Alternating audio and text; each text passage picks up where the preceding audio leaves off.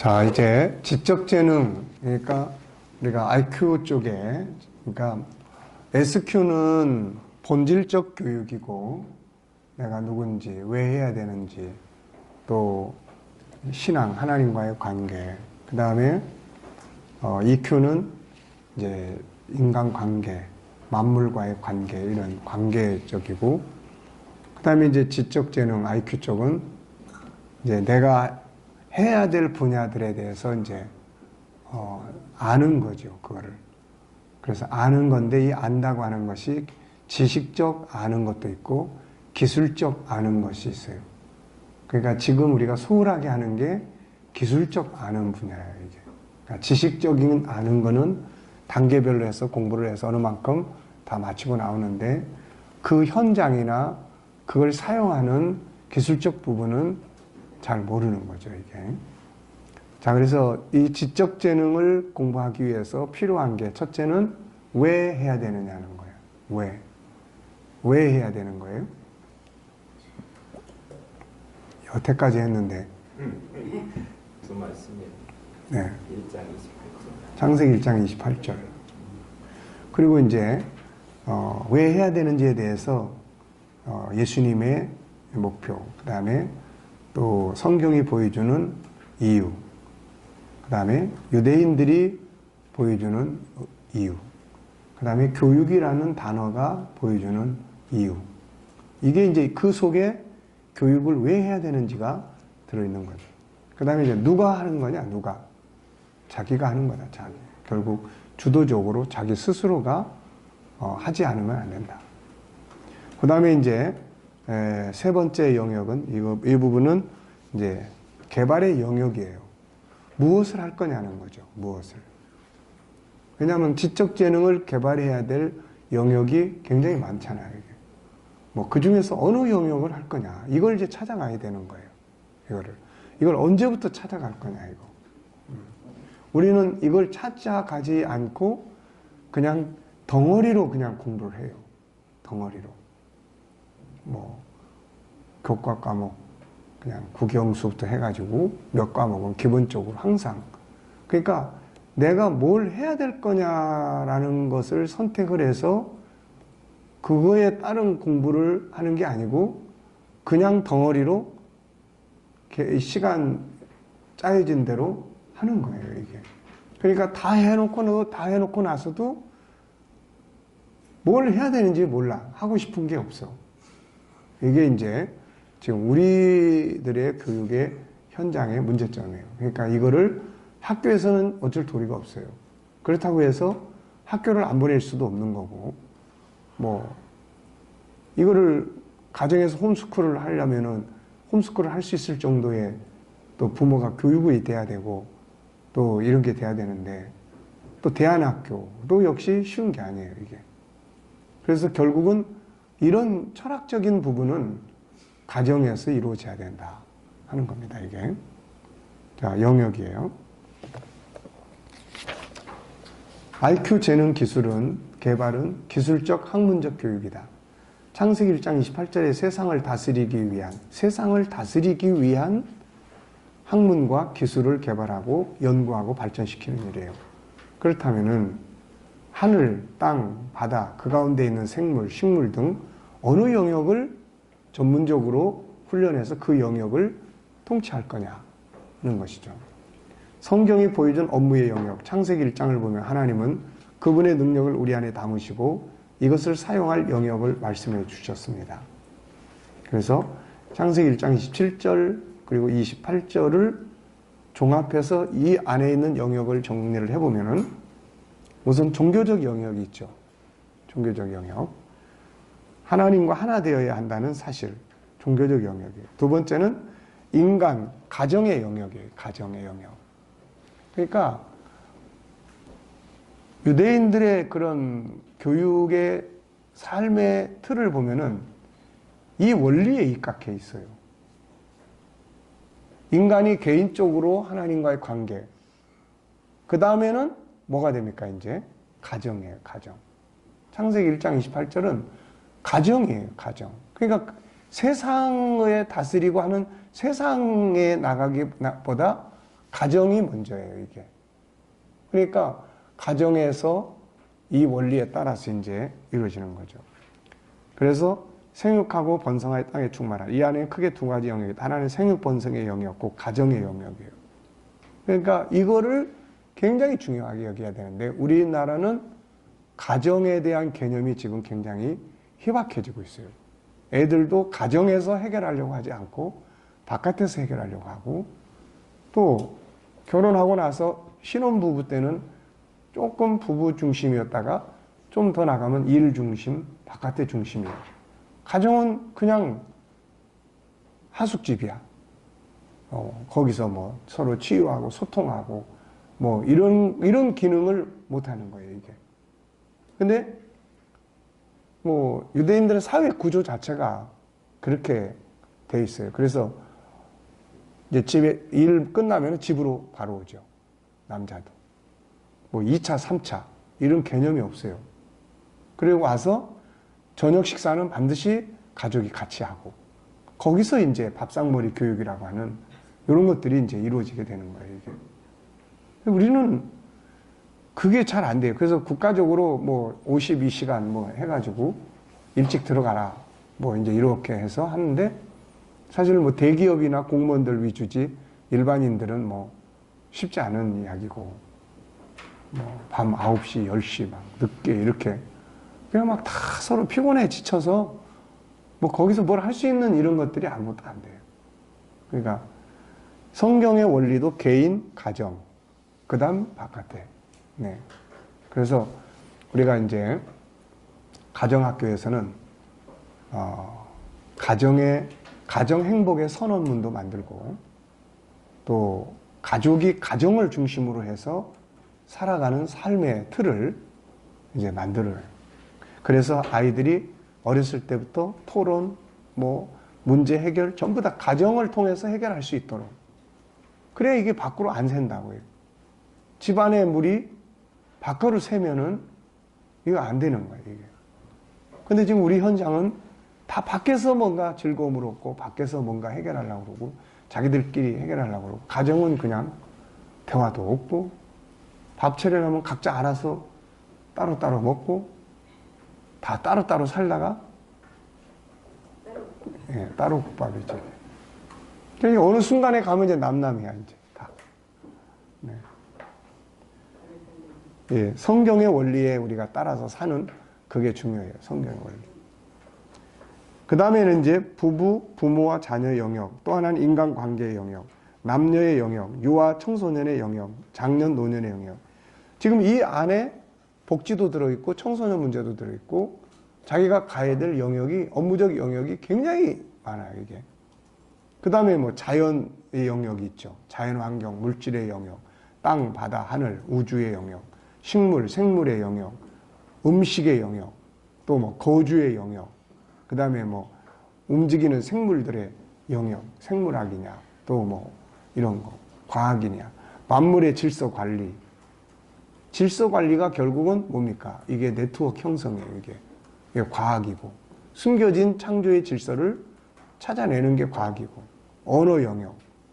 이 다양한 영역을 다스리고 관리하고 발전시키기 위해서 영성지능, 지적재능, 감성재능을 사용하는 거죠.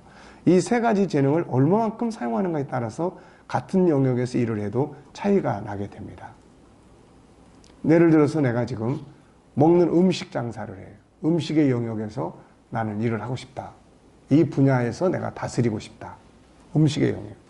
그런데 그냥 음식에 대한 학교 공부하고 기술만 배운 사람하고 EQ, SQ를 공부한 사람하고는 음식을 왜 만드느냐 하는 철학부터 달라지는 거예요, 이게. IQ 쪽만 한 사람은 왜 만들어? 돈 벌기 위해서 하는 거지 뭐. 근데 철학적 사고를 가진 사람은 사람에게 유익을 주기 위해서, 기쁨을 주기 위해서 나는 음식을 만든다. 근데 이런 개념 자체가 달라지는 거죠, 이게. 자, 창세기 3장 이후에 또 다른 영역들이 등장을 합니다, 이제. 뭐, 인간이 범죄한 이후에 더 많은 영역들이 등장을 하죠. 학문화되고 현장화하는 과정에 수많은 영역들이 등장합니다. 뭐, 의복. 이제는 뻘거벗고 살 수가 없으니까 이제 옷이 만들어지기 시작하고, 이동. 새로운 이제 유토피아를 찾기 위해서 인간은 계속 이동을 하기 시작했어요. 에덴 동산이 추방된 다음에 더 나은 곳을 찾기 위해서 물이 있는 곳을 따라서 문명이 발전한 곳을 따라서 그래서 이동의 영역, 뭐 여행의 영역, 뭐 이민 이게 전부 이제 하나의 지금 우리가 업무적 영역이 되고 있는 거죠. 또 이제 사람이 에덴에 추방된 다음에는 이제 아프기 시작해요. 병들어 죽음에 대해. 그래서 치료, 정치, 철학, 수학적 영역, 문학적 영역, 노래, 미술, 영화, 동화, 소설, 영상, 과학적 영역, 스포츠 영역, 기타 다양한 영역들이 등장하기 시작하고 또 이런 큰 영역에서 시간이 흘러가면서 또 새로운 영역들이 또 만들어지고 이런 모든 영역을 사람이 다스리고 정복하게 했고 이것을 위해서 하나님은 우리 안에 5가지 성품과 그것을 종합적으로 사용할 수 있는 3가지 기본 재능을 담아준 거예요. 자, 세상의 학자들이 또 인간의 재능의 영역을, 업무적 영역을 또 이제 분류를 했죠. 가드너는 8가지로 인간 친화, 이건 인간관계를 잘하는 그런 업무적인 능력이에요, 이게.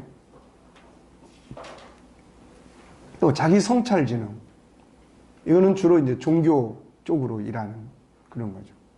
뭐 자연 친화 지능, 환경을 인식하고 분석하는 능력, 사물을 구별하고 분류하는 능력, 환경의 특징을 사용하는 능력, 분별 대처 기능으로 사물을 분별하고 사물과 인간과의 관계를 설정하는 대처 기능, 공간 지능, 도형, 그림, 지도, 입체 등을 구상하고 창조하는 능력, 방향 감각, 시각, 대상을 시각화하는 능력, 색, 줄, 형태, 구조에 관련된 지능으로 사물을 인지하는 능력, 내적인 이미지와 사진과 영상을 창출하는 능력, 음악 지능, 음과 박자를 쉽게 창조하는 능력, 음악에 대한 전반적인 직관적 이해와 분석적이고 기능적인 능력, 음에 대한 지각력, 변별력, 변형 능력, 표현 능력, 신체 운동 지능, 춤, 운동, 연기 등을 쉽게 익히고 창조하는 능력, 뭐 신체의 운동을 손쉽게 조절하는 능력, 손을 사용하여 사물을 만들어내고 변형시키는 능력, 뭐 논리 수학 지능, 숫자나 규칙, 명제 등을 잘 기억하고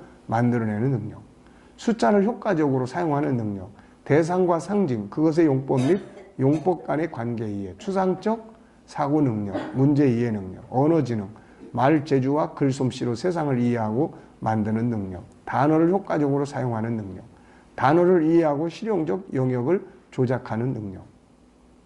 그런 후에 영성지능을 발표했죠. 8과 2분의 1. 그 다음에 이제 IQ, 지능지수, 이런 쪽으로 이제 IQ 쪽의 재능. 그 다음에 이제 감성재능. 네. 자, 쭉 넘어가겠습니다. 네 번째는, 자, 이렇게 해서 이제 다양한 재능들이, 근데 꼭 뭐 8가지 재능을 한다고 이것만 있는 게 아니에요, 인간은. 앞에서 이야기했듯이 인간은 근본적으로 창세기 1장 27절, 28절에 업무를 다 할 수가 있어요. 가정, 청소년, 노인복지, 뭐 우주, 해, 달, 별, 또 뭐 사랑 관계, 또 이런 거 다 할 수가 있습니다. 그러니까 꼭 어느 영역, 어느 쪽이 나한테는 딱 맞아. 이건 이제 그게 좀 익숙해진 거예요. 그게 눈으로 보면서 익숙해졌든지 자기 주변 사람이 그걸 하기 때문에 늘 있어서 익숙해졌든지 그런 차이점이에요. 할 수 있다. 근데 다양한 직업군이 보여주는 영역의 다양성, 세상에서 사람들이 일하는 영역은 현대에 와서는 뭐 대략적으로 한국은 1만 5천 개의 영역이 있고 일본과 미국은 2만 5천 개 정도의 직업적인 영역이 있다고 해요. 이것은 뭘 의미하는가? 직업이 이렇게 많다는 건 그만큼 재능을 활용할 영역이 다양하다는 것을 의미를 해요. 자, 또 인성 코칭의 저자, 이분은 이런 이야기예요. 수리 능력, 뭐 업무를 개발하고 논리적 사고를 향상시키고 생산성이나 비용 절감, 실질적 기업 이윤을 위해 필요한 거지. 문제 해결 능력, 문제의 원인 규명, 해결하기 위한 창조적이고 논리적 사고력, 자기 관리와 자기 개발 능력, 대인 관리 능력. 자, 그래서 우리가 재능을 제한하지 마라. 재능 활용의 영역은 거의 무한대로 넓고 많다. 크게는 3가지예요. SQ, EQ, IQ. 근데 그 안에는 또 다른 수많은 재능들이 들어있어서 각종 업무를 다스릴 수 있다. 중요한 것은 그것을 얼마나 개발하고 사용하는가의 차이점이에요. 자신의 재능을 나는 이것밖에 못해. 다른 것은 안 돼. 라고 제한해서는 안 된다. 새로운 시대는 또 새로운 능력이 나타나요. 사람한테서. 반대로 새로운 재능이 새로운 시대를 만들기도 하고. 그러므로 우리는 자신뿐만 아니라 다른 사람의 재능을 제한해서 안 된다. 재능은 끊임없이 개발할 수 있는 광산이다. 한 가지만을 자기 재능이라고 말하지 마라. 그러니까 우리 안에는 다양한 재능이 있어요. 이것도 할 수 있고 저것도 할 수 있고. 그런데 한꺼번에 모든 걸 다 할 수 없기 때문에 그 중에 한 영역을 정하는 것이 좋죠. 일찍부터 정하면 그만큼 익숙하게 할 수 있는 시간적인 여유가 많은 거죠, 이게. 결국 프로와 아마추어의 차이점은 뭐예요? 연습 시간에 달려있는 거예요, 이게. 연습 시간에. 그러니까 대학교 졸업한 다음에 이 영역을 내가 해야 되겠다. 음식 장사, 음식 전문가. 근데 그거를 어렸을 때부터 해 나가는 사람은 훨씬 더 익숙해진 전문가가 될 수 있는 거죠. 그러니까 사실은 초등학교 6년, 고등학교 6년, 12년, 대학교 6년, 그러면은 몇 년이에요? 16년이에요. 그러니까 우리가 1만 시간의 이 법칙을 이야기를 보면은 그게 보통 10년이에요. 10년. 하루에 3시간씩 했어. 10년. 그러면은 우리가 16년을 공부를 하고 대학을 나오면은 뭐가 돼서 나와야 됩니까, 이게? 하여튼 어느 분야가 됐든지 간에 전문가가 돼서 나와야 되는 거야, 이게. 근데 16년이라는 세월, 만약에 뭐 유치원 때부터 막 시작을 했어. 막 영어도 배우고 뭣도 배우고 막. 네.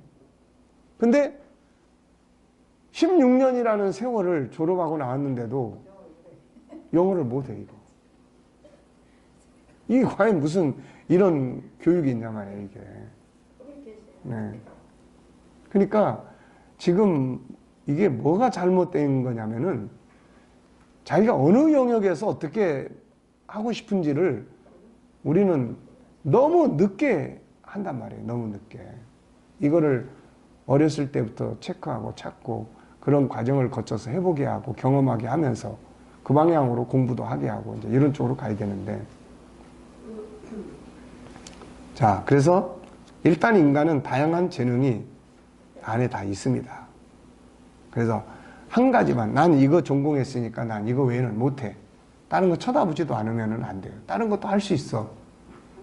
다만 시간을 조금 더 필요로 해. 시간을. 네. 다윗은 양치는 옵에서, 양치는 목동이었어요. 근데 어느 날 군대 장관이 됐어. 네. 어느 날은 또 도망자가 됐네, 또. 근데 도망도 잘 쳤어. 물론 하나님의 도우심이 함께 했지만 하나님의 도우심이 함께 한다는 건 뭐예요? SQ를 잘 활용한 거죠. 네. 또 어느 날 왕이 됩니다, 이거. 근데 왕이 됐다고 그래서 못하는 게 아니에요. 다 해. 그래서 사람 속에는 양치는 능력도 있고 장군이 될 수 있는 능력도 있고 도망자로서 환경을 극복해 나갈 수 있는 능력도 있고 뭐 왕을 맡겨도 다 할 수 있고. 여러분들한테 만약에 총리 하라고 그러면은 하겠어요, 못 하겠어요? 오히려 지금 청문회 나오는 사람들마다 어찌 그렇게 다 걸리는지. 우리는 아니야, 걸릴 게 없어. 뭐 군대도 갔다 왔지, 뭐 부동산도 뭐 강남에 아무것도 없지. 어찌 그렇게 장관 후보자들은 대부분 또 다 강남에 살아, 또 다. 아, 나 참 정말 딱해. 하여튼 뭐 어느 정권이거나 그냥 청문회에 올라왔다 그러면은 다 그냥 안 걸리는 사람이 없네. 네. 그러니까 대통령한테 좀 전화 한번 하셔가지고 그 좀 강남 사람들 좀 안 쓸 수 없냐. 전화할까요? 예. 해갖고. 그거 꼭 다 강남이어야 되냐, 이거. 여기, 예? 전주에 김상섭이라는 사람이 있는데, 꽤 썰만하다. 남양주도 있다. 할 거예요? 안 할 거예요? 주관자밖에 없다. 저는 할 거예요, 할 거예요. 목사 할 거예요? 가서 다 장을 할 거예요?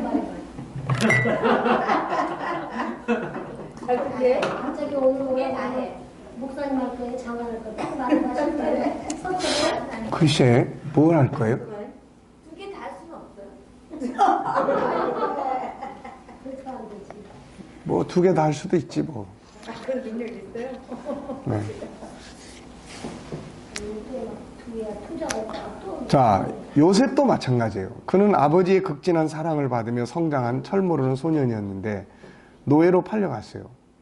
그리고 죄수로 살았고 한 나라의 총리가 됩니다. 그런데 그도 역시 다양한 능력을 발휘하죠. 노예로 살 때는 일을 능력 있게 하는 사람이 되어서 인정을 받고, 죄수가 되었을 때는 또 그 안에서 아주 수석 죄수가 되는 거예요. 모범 죄수. 또 어느 날 총리가 됐네. 그랬더니 또 능숙하게 나라를 다스려. 그러니까 뭐 나는 그냥 이 요셉의 가정 총무 이상은 난 안 됩니다. 이게 아니야. 네.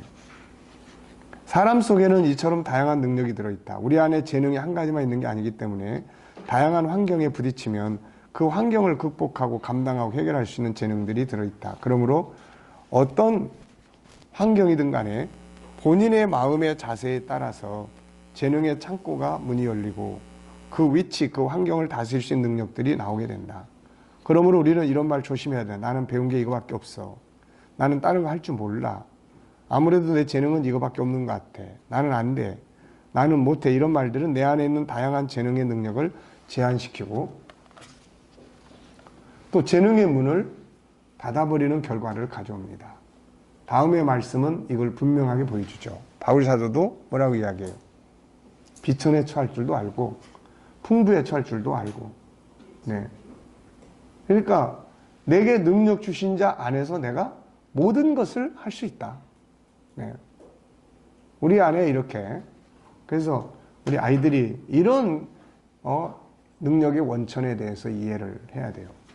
글로벌 시대의 무한 경쟁은 우리의 재능을 더욱 다양하게 개발해야 할 필요성을 갖게 한다. 우리가 사는 세상을 글로벌 시대라고 말한다. 글로벌이란 세계적인 공모양의 전 세계의 구형을 말한다.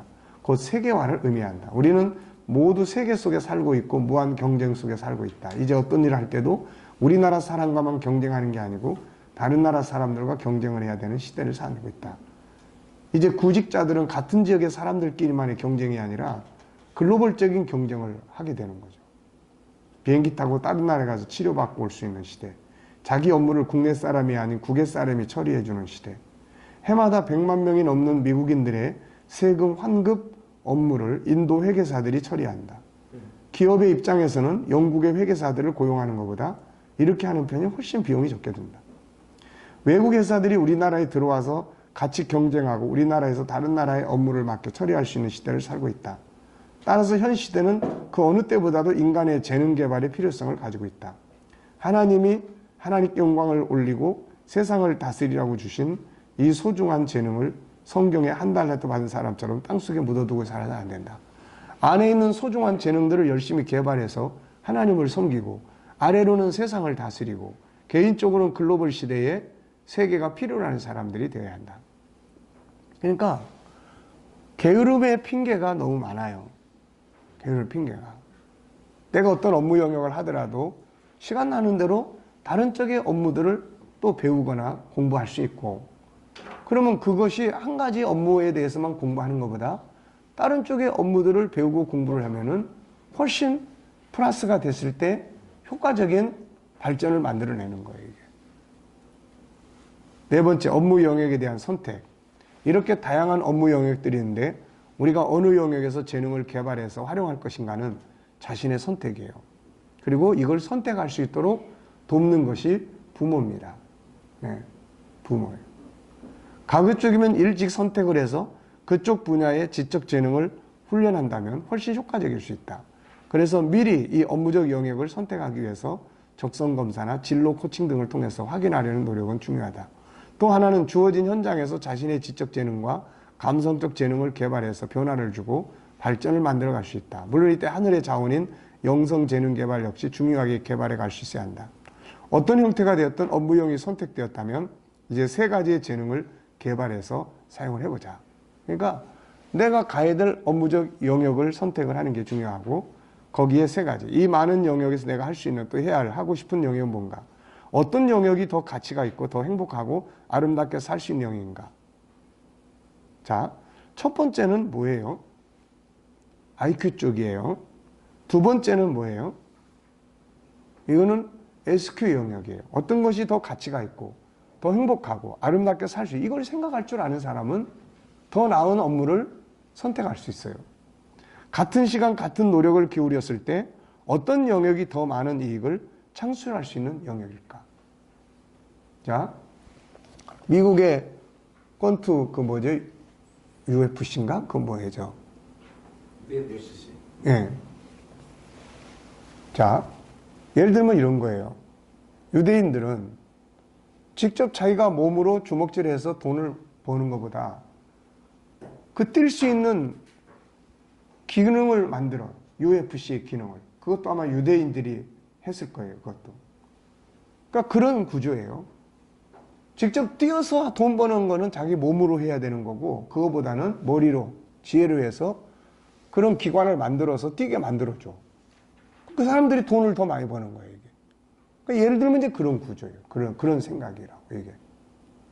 그래서 그 사람들이 국제 계열에서 금융 쪽에서 일을 많이 하는 이유가 그거고, 국제 회계 업무라든지, 국제 변호사 같은 업무라든지, 미국도 그 사람들이 의사 쪽이 많다든지, 다 대부분 그래요. 그쪽에서도. 구소련권에서도 그 우즈베키스탄이나 이런 쪽에서 이제 구소련권이 해체되면서 그쪽에서 유대인들이 의사들이 굉장히 많았어요. 이 사람들이 다 자기 나라로 돌아가 버리니까 의사들이 없는 이런 상황이 돼버린 거예요, 이게. 그러니까 업무적 영역을 하고 싶은 영역을 선택한다. 근데 어떤 영역이 더 가치가 있고 더 행복하고 아름답게 살 수 있는 영역이냐. 네. 그 다음에 같은 시간 같은 노력을 기울였을 때 어떤 영역이 더 많은 이익을 창출할 수 있을까? 이런 질문들이 필요한 거예요. 야, 너 꼭 의사해야 돼. 알았어? 이게 아니고 보니까 우리나라도 그렇지 않습니까? 우리 교회도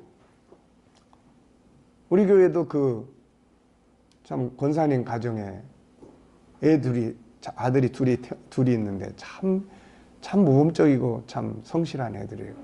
근데 얘네들이 이제 처음에는 그 동물 다루는 거기 이제 학교를 갔는데, 예, 거기 하고 그 다음에 이제 그 대학원을 이제 로스쿨 같이 의과 쪽이 있어요. 거기 갔어. 그래가지고 이제 거기 가서 공부하고서는 이제 지금 레지던트 하나는 강남 삼성에서 레지던트하고 하나는 건대에서 하는데 걔네들은 뭐 레지던트 인턴 할 때도 월급 한 350만 원. 뭐 레지던트 할 때도 뭐 요즘에 11조 하는 거 보니까 이게 뭐 한 50만 원, 60만 원.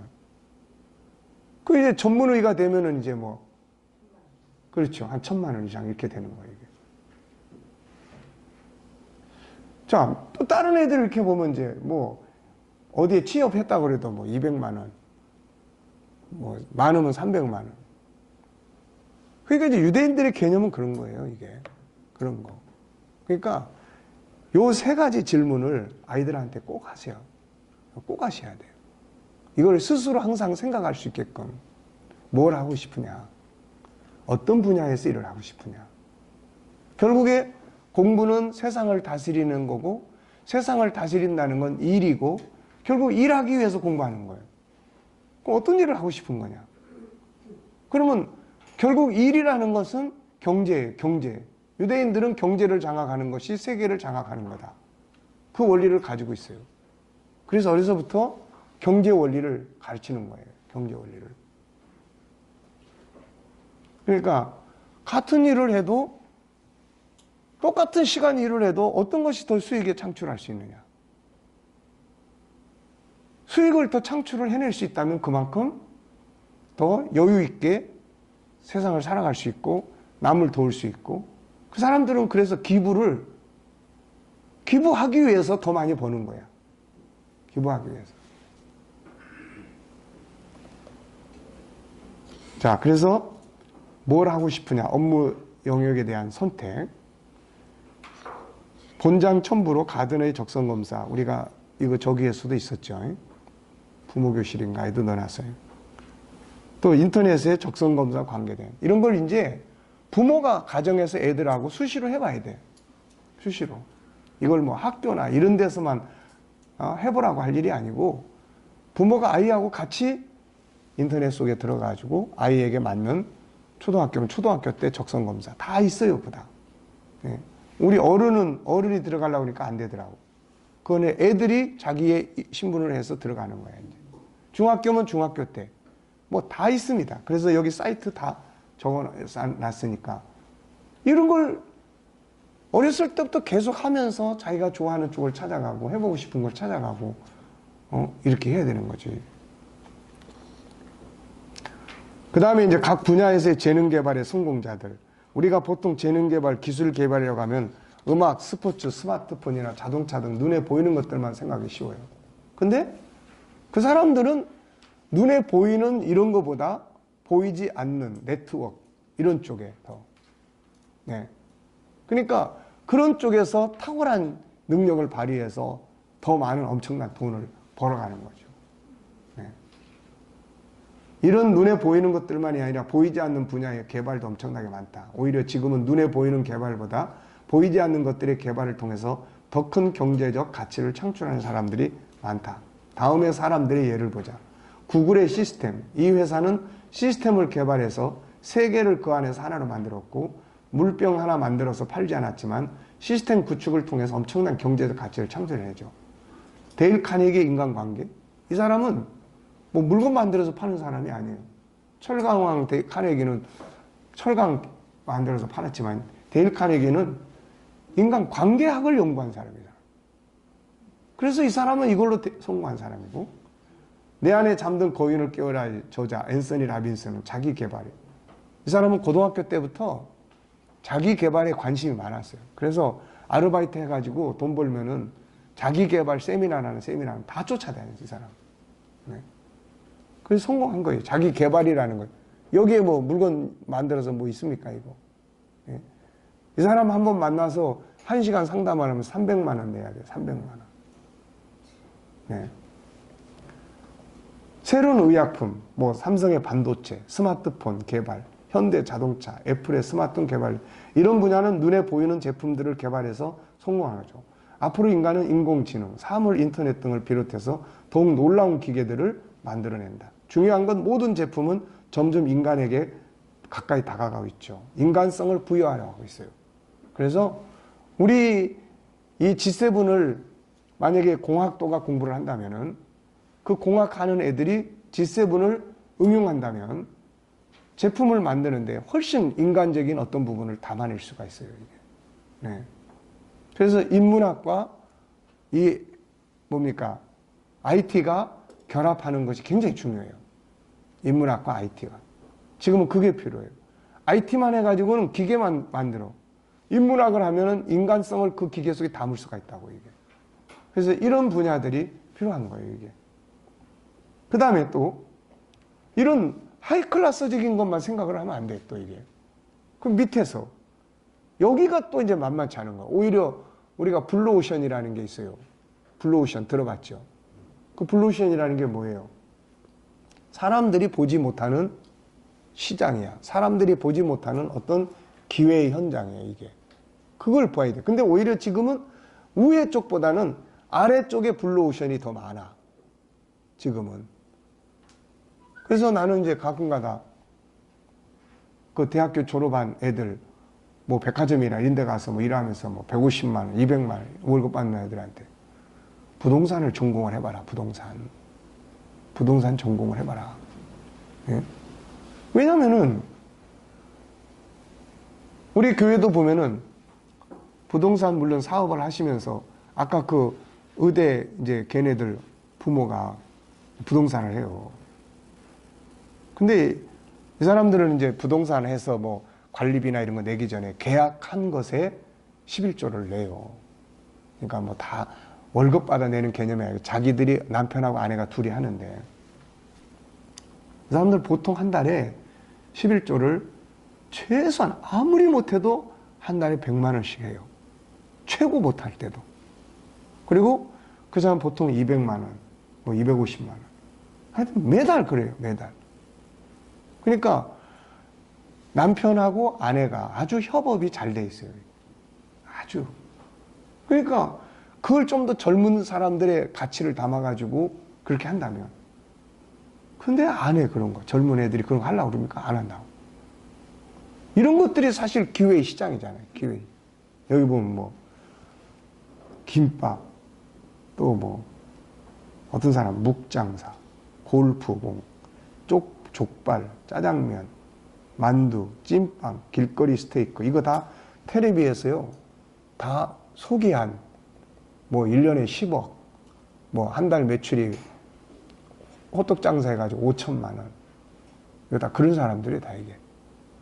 그러니까 이런 것들에 대한 어떤 중요한 것은 자존심, 체면 자꾸 이런 거 따져가지고 편안하게 이런 거 계좌 안 돼. 이 사람들은 자신들의 재능을 이 속에서 활용을 하는 거예요. 이런 영역. 먹는 거, 뭐 이름 입는 거. 위의 사람들은 모두 살아가는 과정에서 어떤 동기들을 만나게 되죠. 그리고 그것을 시작으로 연구하고 기획하고 창조함으로써 성공을 만듭니다. 새롭게 결합하는 융합의 시대. 지금은 어느 한 분야만 고집하던 시대가 아니에요. 연예인들을 키우는 기획사가 식당을 해. 연예인들만을 가지고 그런 방송이나 내보내고 이러다가 어느 날 쟤들을 좀 써먹을 방법이 없을까? 음식점을 해. 그래서 걔들이 사인해주고. 이게 또 엄청나게 또, 옆에서 또 새로운 그런 이익을 창출해내네. 또 뭐, 철학과 IT가 결합하고, 심리학과 족발이 결합하고, 호떡이 결합하고, 자기 것만을 팔던 시대에서 그것을 사는 사람의 발전 아이템을 제공해주고, 예술과 과학이 결합하고, 수학과 스포츠가 결합하는 등의 다양한 변화들이 일어나고 있는 시대예요. 이런 상황에서 지금 내가 하고 있는 일들에 뭘 결합하면 새로운 영역이 창조될 것인가를 생각해야 돼요. 학생들도 그래요. 아까도 이야기했지만 내가 어느 분야를 공부를 했어. 근데 하다 보니까 졸업을 했더라도 여기에다가 어느 분야를, 어느 학문을 더 공부를 해서 합쳤을 때 어떤 시너지 효과를 낼 수 있는지, 그럼 갈아탈 수 있는 거예요, 이게 다. 예? 그러니까 얼마든지 그렇게 해서 변화를 줄 수 있는 것이 세상의 오늘의 현실이라고요, 이게. 근데 그냥 그 한 가지만 붙들고, 이거 아니면 아예 가지도 않고, 이런 것들은 우리가 자기 재능을 그 창세기 1장 28절에서 하늘과 땅과 바다와 이 모든 것을 다 할 수 있는 그런 인간의 재능을 어느 한 가지로만 딱 최정해 놓고 평생을 그 속에, 울타리 속에서 묶여가지고 자기 재능을 스스로 제한해버리는, 그러는 거예요, 이렇게. 세상에는 개발할 영역이 너무나 많다. 단순한 제품 생산만이 아니라 이제 가치 추구, 어떤 가치, 네? 생각, 시스템, 성품, 자기개발, 심리치료. 우리도 지금 마찬가지잖아요. 우리 지금 뭐 하는 거예요, 이거? 자기개발이에요, 이거. 우리가 기독교적 용어로 하나님 형상이라고 그러지만 지금 자기개발이에요. 나는 지금 자기개발을 계속 하고 있어요. 계속 실패하고 있습니다. 계속. 책 찍어놓으면 책만 팔리는 게 아니라 책만 잔뜩 쌓여있고. 근데 이런 과정을 거쳐가고 있어요, 지금 이게. 이게 실패가 아니고 계속 과정을 거쳐갈수록 내 머릿속에는 지금까지 나왔던 책들이 다 머릿속에 다 들어있어요. 그래서 갈수록 뭔가 현장에 접근할 수 있는 뭔가가 이제 계속 만들어지겠죠. 그래서 지금 가정학교. 이게 쉬운 건 아니야. 왜냐하면 우리가 안 해본 거기 때문에. 근데 필요성은 분명히 있는 거고, 그렇게 할 수 있다 그러면은 이게 앞으로 어떤 방향으로 흘러갈지 우리는 아무도 모르는 거예요. 그러니까 만약에 이걸 여기다가 또 다른 것들이 합쳐질 수 있다 그러면은 더 큰 시너지 효과를 발휘할 수 있겠죠. 여기에다가 무슨 스마트폰 만드는 사람들이 합쳐 우리가 아니면은 그런 공학적인 그런 부분들을 앞으로 어느 날 제가 다시 대학교 입학해가지고 나 컴퓨터 전공 공부 좀 하려고 합니다 라고 할지도 몰라. 왜? 할 사람이 없으면 내가라도 해가지고 이걸 한번 그 속에다가 이제 합쳐봐야지 이제. 네. 나이 많아서. 아니 공부한다는데야 뭐 돈 내고 공부한다는데야 누가 막어? 사모님만 안 막으시면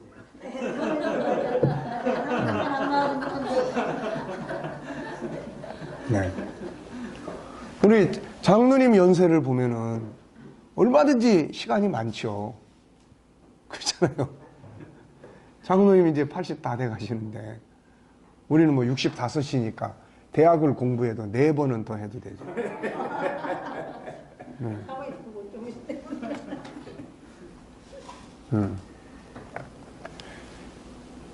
그러니까 저 뒤에 저 젊은 사람들은 공부 죽으라고 해야 돼요. 효원 목사님.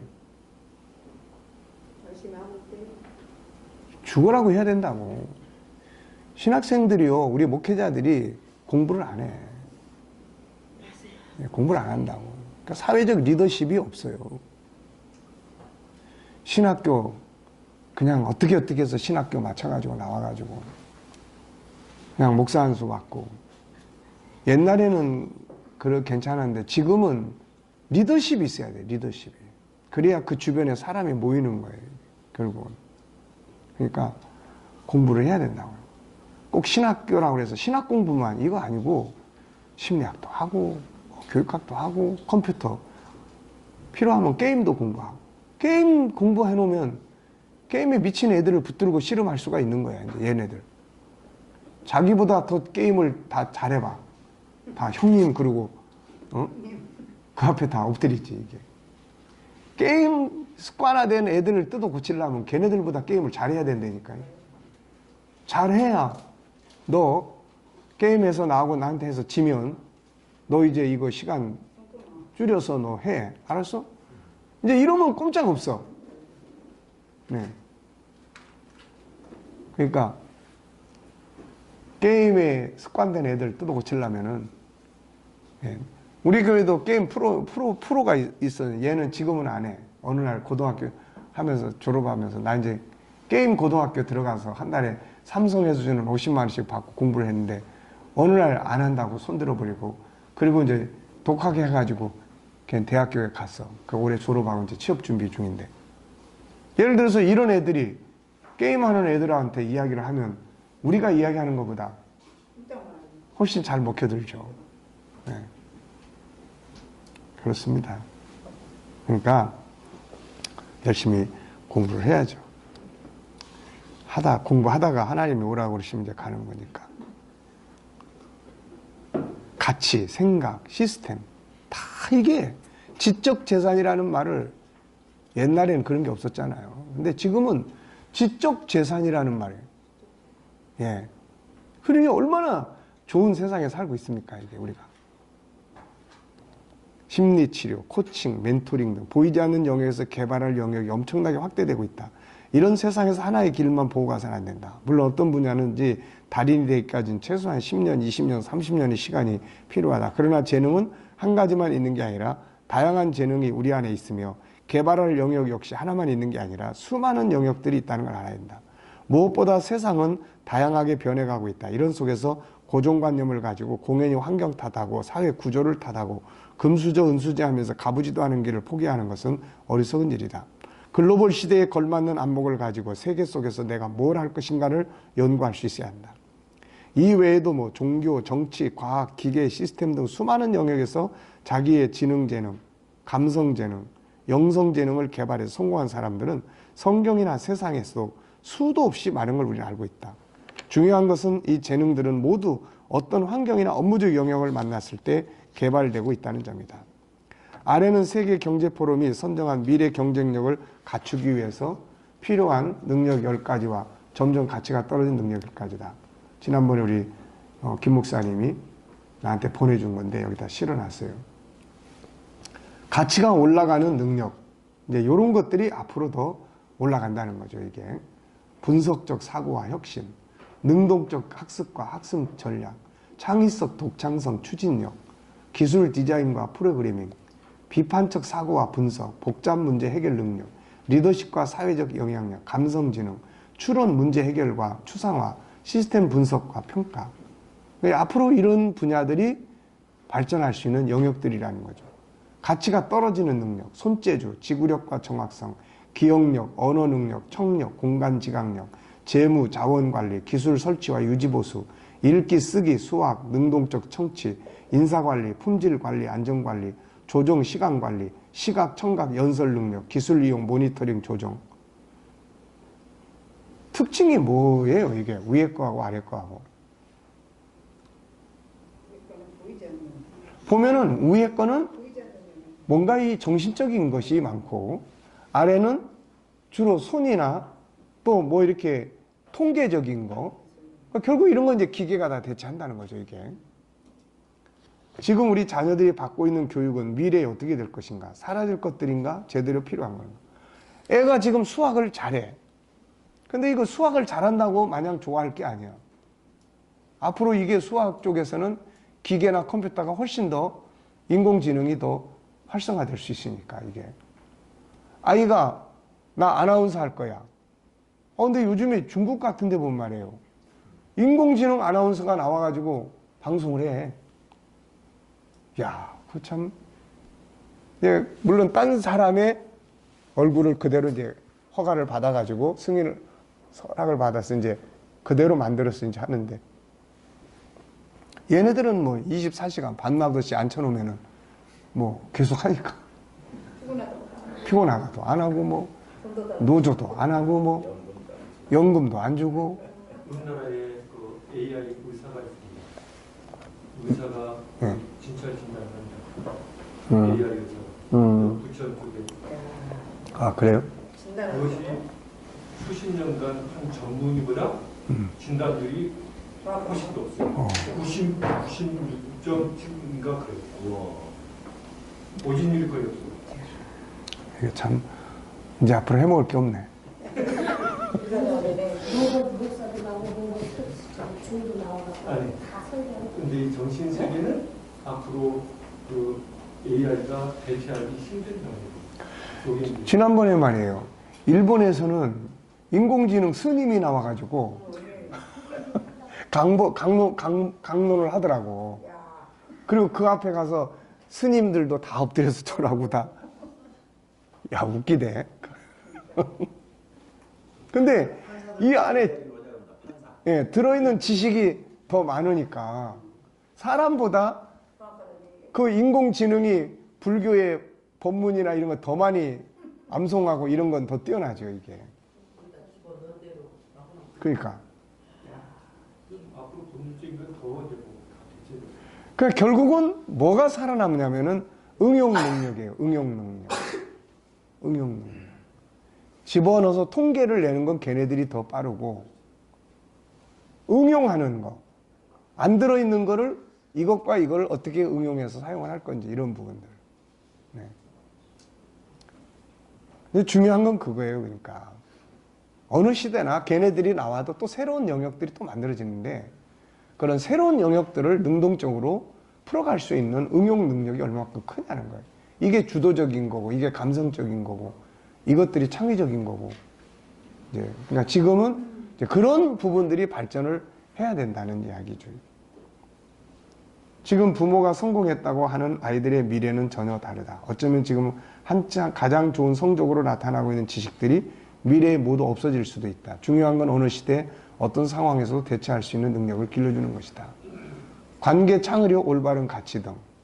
그래서 인공지능에다가 수학, 과학 맡기고 우리는 감정지능 과목을 만들자. 그지? 우리가 그거 하고 있는 거예요, 지금.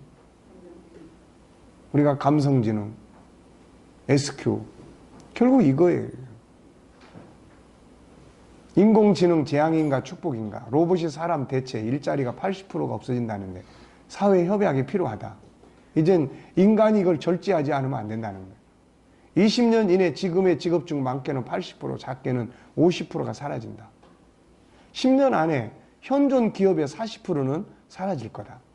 파괴당하는 기업의 1순위는 지금 가장 성공한 기업이다. 그들은 변하려 하지 않기 때문이다. 1950년대 말에는 기업 생존의 평균 기간이 55년, 70년대는 30년, 20년대는 10년. 통계청에 따르면 한국 기업들의 5년 생존율이 30.2%. 다람쥐의 기대 수명 5년보다 더 짧은 셈이다. 잭 월치, GE 전 회장은 변화해야 한다. 그렇지 않으면 죽는다고 말한 바 있고, 찰스 홀리데이 전 회장은 변신을 시도하면 생존 확률이 60, 70%지만 변신하지 않으면 반드시 죽는다고 이야기한 바 있다. 한국 학생들은 학교와 학원에서 미래에 필요하지 않은 지식과 존재하지 않을 직업을 위해 하루에 15시간을 낭비하고 있다. 미래학자 엘빈 토플러가 지적한 한국 교육의 현실이에요. 사피엔스의 저자 유발 하라리 교수, 요즘 아이들에겐 학교 공부보다 책을 읽히는 게 낫다고 조언했다. 그에 따르면 인공지능의 도래와 함께 세상이 혁명적으로 바뀔 텐데 현재의 교육 시스템은 그에 대비한 교육을 전혀 못 시키기 때문이다. 그래서 이 사람은 2050년 구직시장에 어떤 능력을 요구할지 나도 장담 못한다. 확실한 것은 지금 학교에서 가르치는 대부분 내용이 그때쯤엔 쓸모없다는 사실이라고 말했다. 하라리에 따르면 다음 세대에 꼭 가르쳐야 할 것은 통상적인 교과 과목이 아니라 감성지능이다. 인공지능이 아무리 발달해도 인간의 감성을 흉내낼 수 없으므로 미래에도 확실한 수요가 있다는 주장이다. 하라리는 감성지능과 학습 능력은 단순히 교과서에서 배울 수 있는 게 아니며 어릴 때부터 다양한 책과 지식, 경험을 접해야만 가능하다고 말했다. 그러니까 현장, 이걸 응용할 수 있는, 응용은, 창조적 응용은 이건 기계가 할 수 있는 게 아니에요. 인공지능이 아무리 뛰어나도 그건 통계학적이지 창의적인, 창조적인, 이거는 못하는 거예요, 이건. 이 때문에 하라리는 아직 다양한 경험을 접하기 어려운 어린 청소년일수록 책을 많이 읽어 감성지능을 높이고 인간 본성에 대해 탐구할 걸 추천했다. 인간 본성에 대해서 연구를 하면은 성경 연구를 해야죠, 결국. 10년 후 산업과 직업 전망. 향후 10년간 일자리가 가장 많이 증가할 산업은 사업시설 관리 및 조경 서비스업이다. 사업시설 관리 및 조경 서비스 일자리는 향후 10년간 8.3%가 증가할 것으로 예상된다. 사업시설 관리 및 조경 서비스업은 고객의 사업시설이나 조경을 관리하고 유지하는 서비스업이다. 일자리가 가장 많이 증가할 산업 2위는 사회복지 서비스업, 3위는 통신업, 4위는 사업지원 서비스업, 5위는 금융 및 보험 관련 서비스업, 6위는 건축기술, 엔지니어링 및 기타 과학기술, 서비스업은 7위는 전문 서비스업 등의 순이다. 본격적인 고령화 사회와 정보화 사회를 맞이하여 사회복지 서비스업과 통신업의 성장과 발전은 충분히 예견된다. 앞으로 가라. 다가올 변화를 읽어야 한다. 자녀들로 하여금 미래를 대비할 수 있는 미래 사회는 인물로 교육해야 한다. 우선은 저는 그렇게 봐요. 물론 이제 앞으로 이제 다양한 이런 부분들이 있지만은 우선은 컴퓨터 공부를 제대로 기본적으로 해야 돼요. 컴퓨터 공부를. 아이들이 부분적으로 아는 이게 아니라 컴퓨터의 운영에 대한 교육이 우선 기본적으로 이루어져야 되고, 그리고 모든 그런 소프트웨어에 대한 또 개발이라든지 이런 부분들에 대한 아이디어를 제공할 수 있는, 이게 다 컴퓨터 속에서 이루어지는 거예요. 다. 그러니까 이런 분야들을 제대로 공부를 할 수 있는, 컴퓨터 공부는 기본적으로 좀 반드시 있어야 될 것 같아요. 이게 그냥 지금처럼 컴퓨터 그러면 뭐 치고 뭐 저장하고, 우리 컴퓨터 공부 이 개념이 아니고 소프트웨어를 개발할 수 있는, 그리고 거기에 아이디어를 제공할 수 있는 이런 창조적인 어떤 부분들이, 이런 것들이 좀 기본적으로 공부가 되고, 그 다음에 그러고 되면 이제 나머지는 이제 그걸 활용해서 이제 네트워크를 형성할 수도 있는 거고, 다양한 자기 어떤 것들을 컴퓨터를 통해서 다 이제 그걸 통해서 살아가니까 사람이 다 이 속에서. 근데 우리는 지금 그런 것조차도 기본적으로 그냥 부분적으로만 다 알고 있는 이런 정도예요, 다 이게.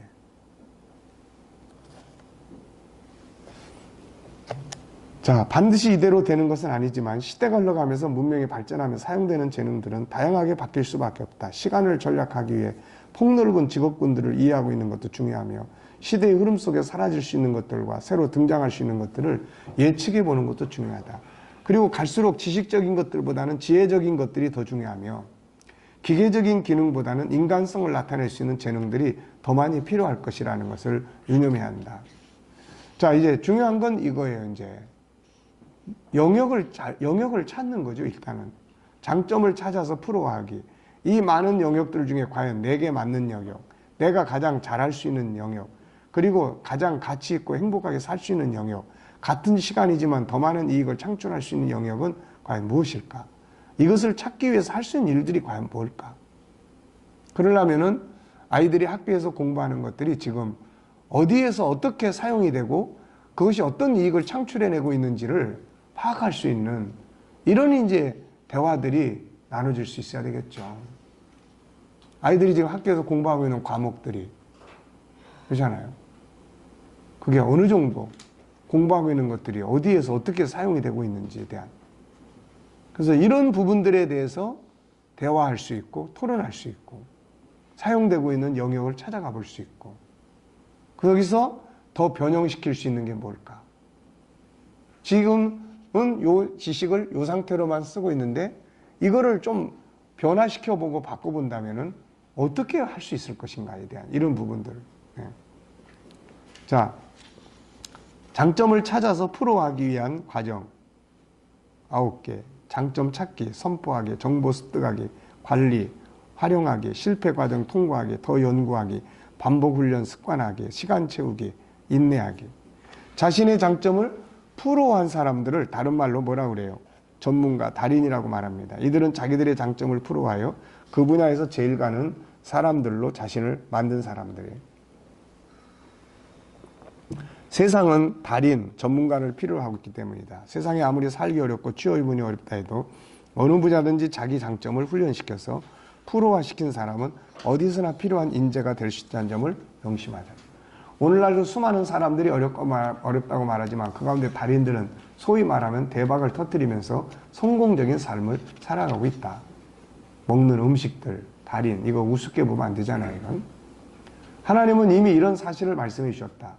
잠언 22장 29절 네가 자기의 일에 능숙한 사람을 보았느냐. 이런 사람은 왕 앞에 설 것이요 천한 자 앞에 서지 아니하리라. 아주 참 중요한 이야기예요. 능숙한 사람이 누구인가? 바로 프로, 전문가, 달인이다. 자기 일의 달인이 되면 왕 앞에 서게 된다. 그런 사람들이 바로 요셉이지 않습니까? 요셉. 이런 사람들. 자기의 잘하는 분야, 꿈 해석하는 일에 이 사람들은 아주 달인이죠. 다니엘. 그 이 사람들이 다윗, 다 왕 앞에 쓴 사람들이에요. 자신이 하고 있는 일도 마찬가지다. 그 일에 대해서 어느 정도 전문가가 되는지 검토해보자. 많은 사람들이 자기가 하고 있는 일에 전문가, 달인이 되어 있지 못하다. 그래서 어렵고 힘들고 발전이 없다. 그러므로 자기가 하고 있는 일에 대해서 전문가가 될 수 있도록 힘써야 한다. 전문가가 되려면 뭐 해야 돼요? 그 분야에 대해서 많이 알아야 돼요. 그 분야에 대해서 익숙해져야 돼요. 네.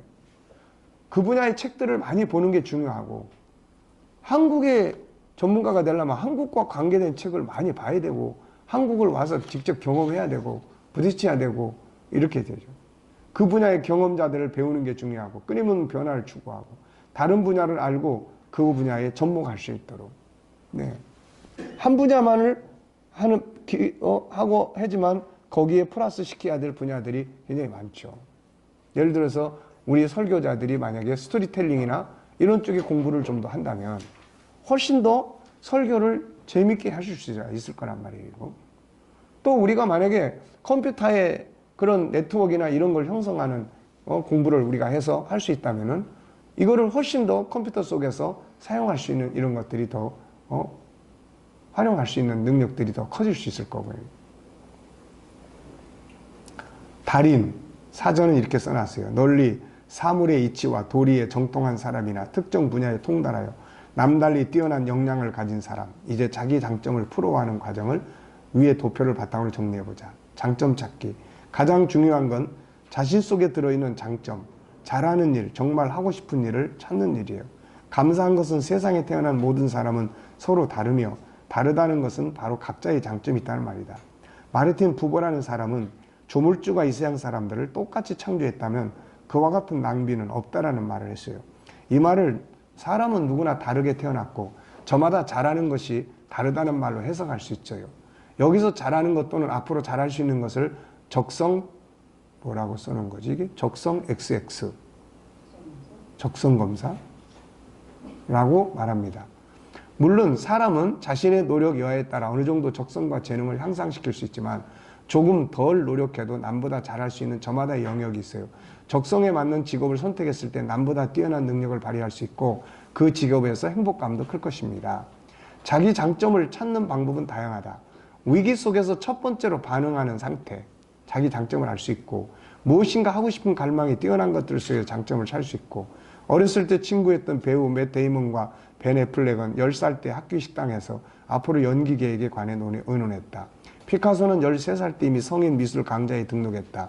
건축가 프랭크 게리는 5살 때 아버지 철물점에서 나무 조각을 모아다가 거실 바닥에 복잡한 모형을 세우며 놀았다. 모차르트는 12살 때 첫 교향곡을 작곡했다. 어렸을 때, 물론 이건 성장하면서 변할 수 있다. 어떤 활동에 끌리는가를 살펴보면 자신의 장점을 엿볼 수 있다. 다양한 정보나 여행을 통해 자신이 흥미있는 일, 장점을 찾아볼 수 있다. 멘토와의 대화나 다양한 활동단체에 참여하여 봉사하는 과정에서 자기 장점을 찾을 수 있다.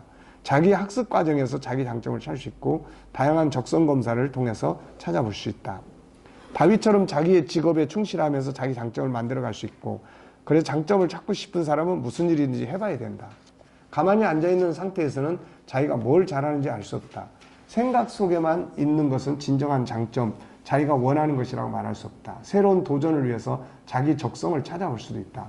다양한 경험, 아르바이트, 봉사활동 등. 물론 성장해 가면서 자기의 장점이 바뀔 수도 있지만 어렸을 때부터 장점을 찾고 그것에 대한 목표를 가지고 성장해 가는 것은 참으로 중요한 일이다. 세상을 다스릴 수 있는 진정한 전문가는 갑자기 만들어지는 것이 아니라 오랜 시간 때로는 평생을 통해서 만들어지기 때문이다. 그래서 장점과 목표를 일찍 찾으면 찾을수록 좋다. 이것을 위해 부모들은 자녀들을 키우면서 그들의 장점을 깊이 관찰해야 한다. 어떤 일을 할 때 에너지가 집중되는지 무엇을 늘 하고 싶어 하는지 살펴서 장점 노트를 만들면 좋아요. 이 아이들은. 그래서 이런 걸 이제 우리가 가정 학교에서 이제 진행을 합니다. 그래서 장점 노트를 만들어서 아이들에게서 커가면서 계속 지들이 좋아하는 그런 쪽, 잘하는 쪽, 흥미있는 쪽 이런 걸 체크를 해서 그걸 계속 발전하도록 도와주고 그걸 이야기 나눠주고 그런 거예요. 이게 하지 말라가 아니라 잘 할 수 있도록 더 경험시켜주고 더 무대를 확대시켜주고 그러면 그거 싫으면 이제 그만두는 거죠. 이제. 네. 장점 노트예요. 그리고 수시로 아이와 대화를 나누는 거죠. 나눠야 한다. 이렇게 하나 틀렸네. 왜 그것을 좋아하는지, 그것이 어떤 유익이 있는지, 그것이 다른 사람들에게 어떤 유익을 줄 수 있는지, 그것을 어떻게 더 발전시킬 수 있는지, 그것보다 더 나은 것은 없는지 등등 수시로 대화를 통해서 아이가 정말 좋아하고 잘할 수 있는 일을 찾아가야 합니다. 아이가 좋아하던 것을 바꾼다고 나쁘다고 지적하지 말고 그것을 왜 바꾸게 됐는지, 무엇이 좋아서 바꾸는지, 바꾸니까 어떤 좋은 점이 있는지들을 대화를 나눌 수 있어야 돼요.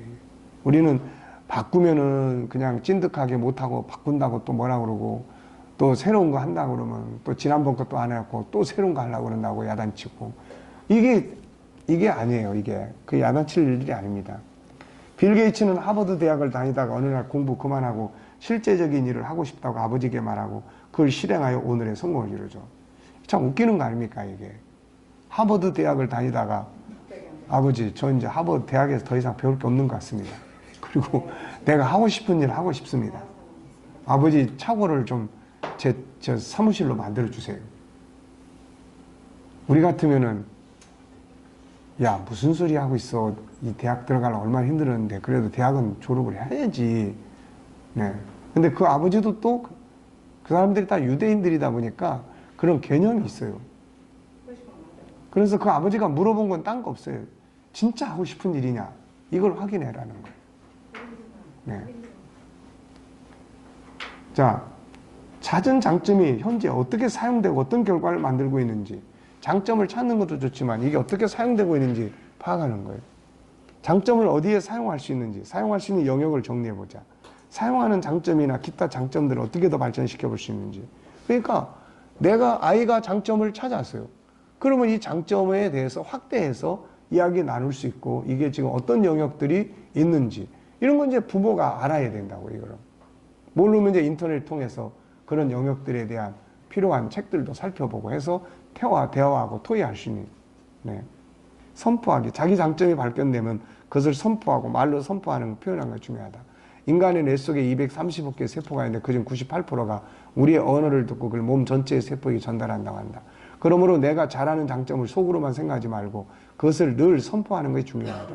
그리고 그것을 항상 카드에다 적어서 품고 다니면서 수시로 보고 확신하고 집에서도 자기 방에 그걸 써서 붙여놓고 스스로 그 분야의 전문가를 꿈꿔라.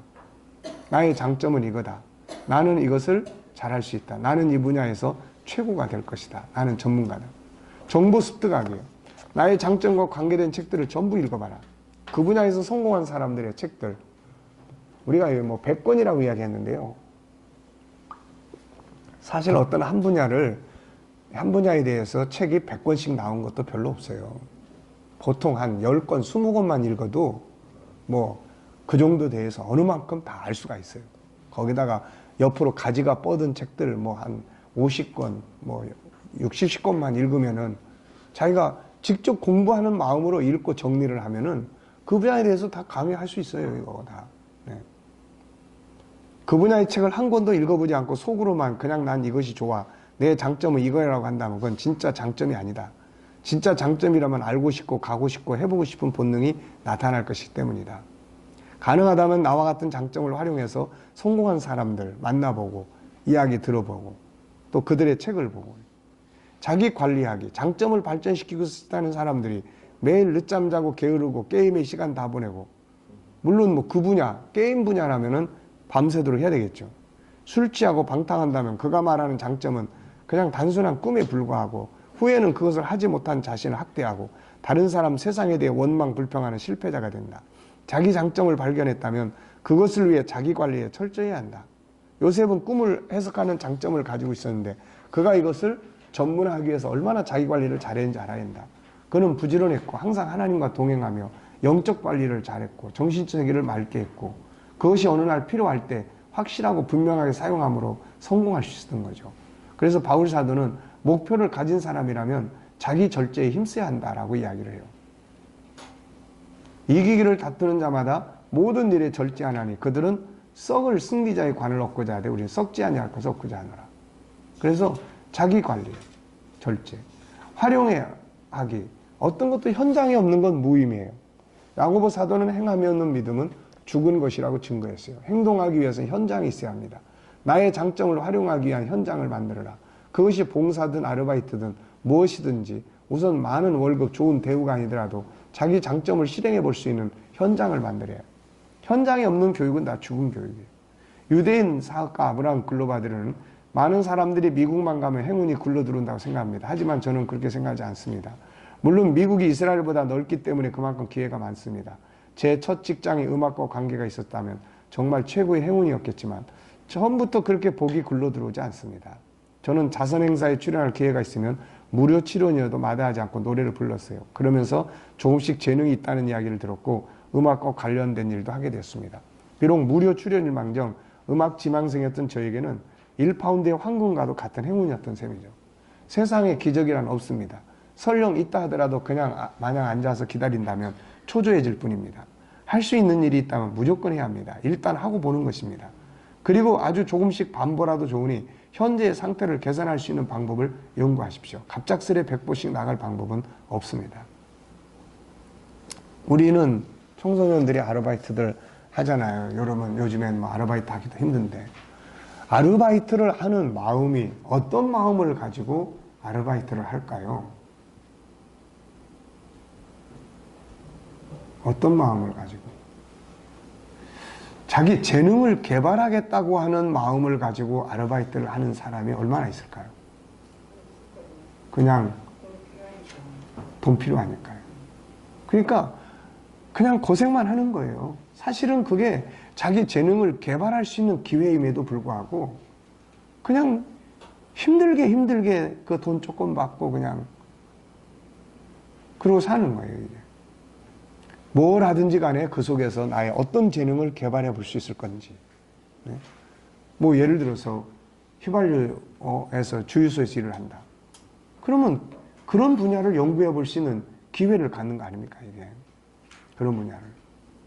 그런 분야를 더 깊이 연구해 보고 들어볼 수 있는 거고. 음식점에서 아르바이트를 한다 그러면 그 속에 들어있는 음식과 관계된 이런 부분들을 더 깊이 연구해 볼 수 있는. 그래서 이 책에서 많이 우리 G7에 소개한 하워드라고 하는 사람의 이야기가 기억나세요?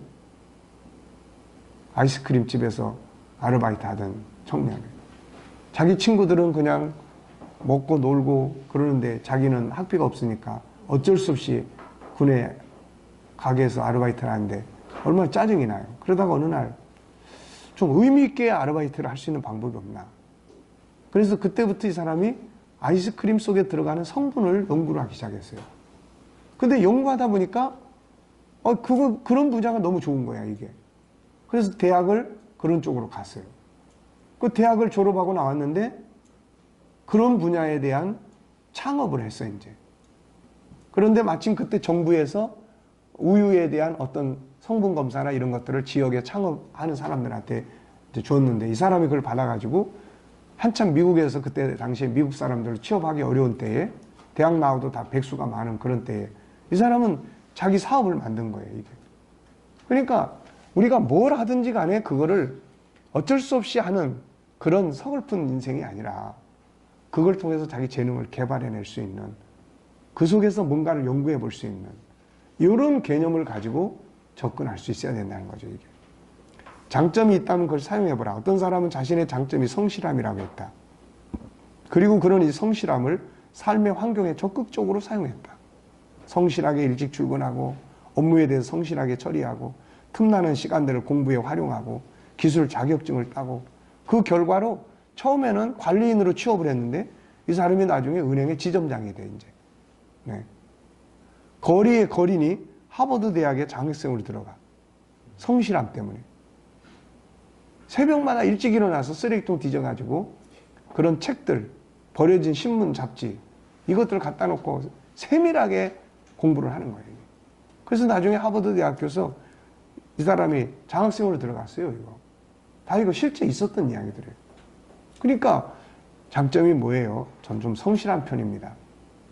그러면 성실함을 어디다 쓰냐는 거예요. 내가 요즘에 상담하고 있는 청년 하나가 있는데 장점을 20가지를 찾아오라고 그랬더니 아빠한테도 물어보고 뭐 해가지고 18가지를 찾아왔어요. 그래서 내가 2가지는 내가 찾아줄게. 우선 젊은 게 장점이야. 그 다음에 시간이 많다는 게 장점이야. 그 20개 채워줬어. 첫 번째로 이 친구가 장점을 뭐라고 써놨냐면 자기는 도전을 하는 걸 좋아하는데 적극적이래. 그래? 그러면 이 적극적인 걸 어디다 쓰고 있지 지금? 적극적인 걸 어디다 사용하고 있어? 또 사람들 대면하고 하는 거. 그래? 사람들 대면하는 게 전혀 잘하고 있으면 한번 해보자. 내가 이번 주 금요일에 전도하러 가는데 그날 나와봐. 사람들한테 전도지 주는 거 내가 한번 보게. 그랬더니 진짜 잘하더라고. 이게. 그리고 적극성을 활용해서 그동안의 취업 요 부분에 대해서 이력서를 못 냈는데 지난번에 내가 여기 왔다 갈 땐가 해가지고 그때 한번 이야기했던가요? 응. 그래가지고 지금도 계속 내고 있어요. 자네 장점은 적극성이야. 그걸 잊지 마. 적극적으로 도전을 해. 그리고 이력서 냈는데 안 되면 더 적극적으로 가서 물어봐. 왜 안 됐는지 이유를 말씀해 주시면 내가 다른 회사에 지원할 때는 그걸 좀 보완해서 해보겠습니다. 이런 마음을 가지고 적극적으로. 그러니까 자기의 장점이 뭐다 그러면은 그걸 써야 돼. 그냥 나는 이런 거 좋아해요. 이거 가지고 안 된다고, 이거. 그러니까 아이들의 장점을 찾아서도 그렇게. 한 가지만, 장점이 뭔지 없다면 찾아보고 찾았다면 그걸 적극적으로 활용을 해봐야 돼요. 활용을 해보니까 안 맞아. 그러면 이거 아니야. 아니라고. 한 가지만 사용했다면 다른 장점을 찾아서 또 같이 사용해보는 거. 성실함에다가. 뭐 만드는 거 좋아해요. 그럼 만드는 것이 뭘 만들면 좋을까? 음식도 만들어보고, 뭣도 만들어보고, 그걸 거기다 성실하게 하는 거예요. 성실하게.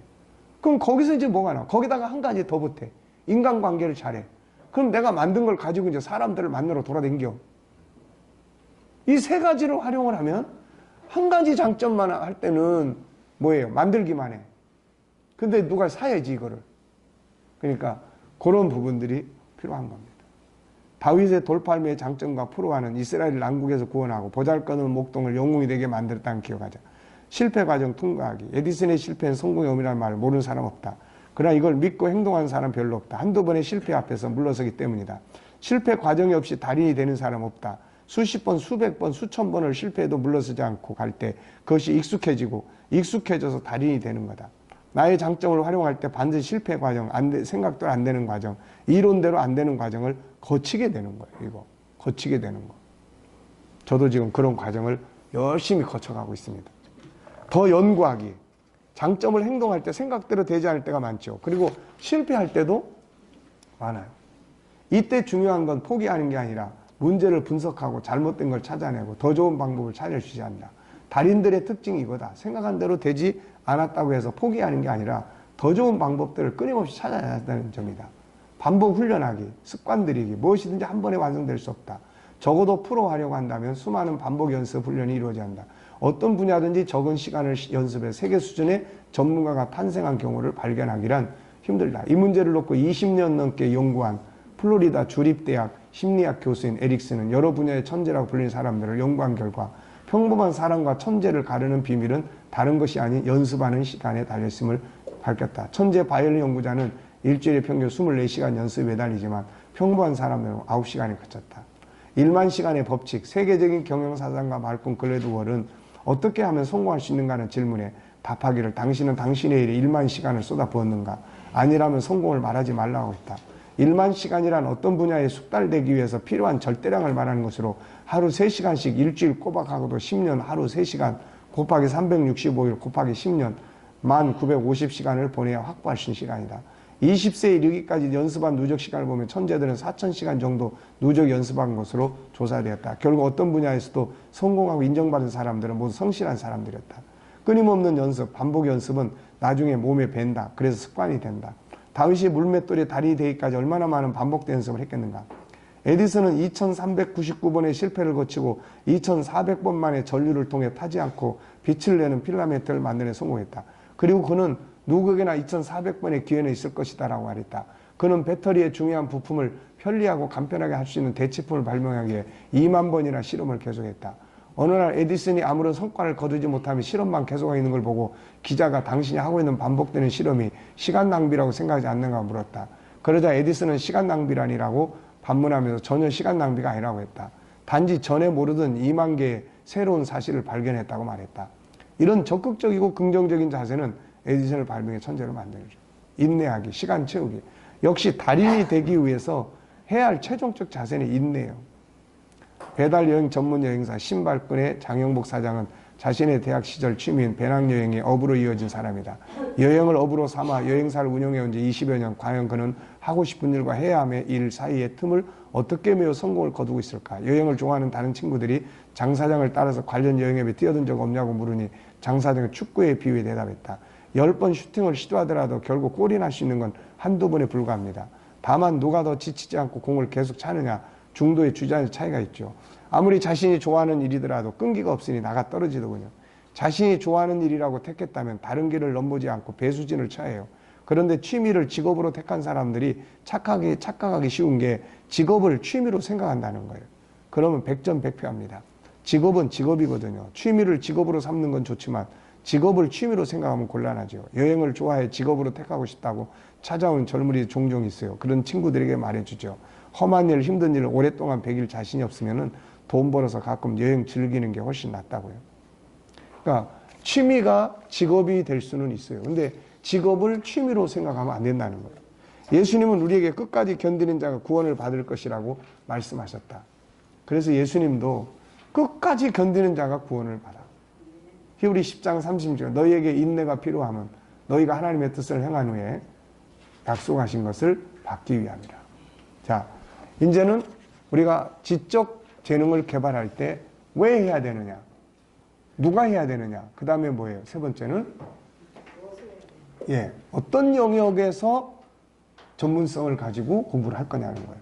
어떤 영역. 그래서 일찍부터 이것이 선택이 되어진다면 훨씬 효과적일 수가 있게 되는 거예요. 그래서 아이들이 뭔가 자기의 재능인지도 모르고 툭툭툭 튀어나오는 가장 많이 튀어나오는 시점이 어린 시절이라는 거예요. 어린 시절. 5살, 6살. 요때. 초등학교 이전. 그런데 요게 이제 학교에 들어가서 정해진 과목 속에 학업이 시작이 되는 순간부터 이제 이게 축소되기 시작하고 나중엔 내가 뭘 해야 되는지도 모르는 이런 상태에 빠지기 시작하는 거예요. 그래서 독일이나 이런 쪽의 교육의 과정은 이런 걸 통해서 어렸을 때부터 찾아요. 그래서 중학교 시절에서 그런 것들을 이제 공부를 하게 되고 고등학교부터는 취업을 하든지 학교를 가든지 이제 이렇게 돼요, 이게. 근데 우리나라는 일단은 그냥 상관없이 공부를 해, 일단은. 그래서 학교가 올라갈수록 뭘 해야 될지 몰라, 이제 나중에. 오로지 대학에 합격을 해야 하는 게 목적이야, 이게. 뭘 하기 위해서 이 학교를 가야 되는지가 안 돼. 그래서 일반 4년제 대학 졸업한 애들이 전문대학교로 25% 다시 돌아온다고 하는 그런 부분들. 네. 그러니까 이런 부분들에 대해서 우리가 이제는 그렇게 살면 안 되고, 이제는 가정학교에서 그런 걸 누가 챙기겠어요, 결국은. 그러니까 지금은 그냥 애들이 바깥에 나가서 학교 다니고 어떻게 하다 보니까 어쩌고 저쩌고 어쩌다 보니까 그냥 이런 일도 하게 되고 저런 일도 하게 되고 이렇게 되는 거예요. 어렸을 때부터 그 방향에서의 어떤 일을 생각하고 공부하고 발전해서 그 분야에서 종착해서 일을 하는 게 아니고 그냥 내던져져 가지고 어떻게 흘러가다가 어떤 일을 하게 되는 이런 현상들. 이게 지금 우리나라에 너무 많은 거예요. 이게. 그래서 가정학교의 중요성. 자, 오늘 여기까지 하겠습니다. 자, 수고하셨습니다. 네.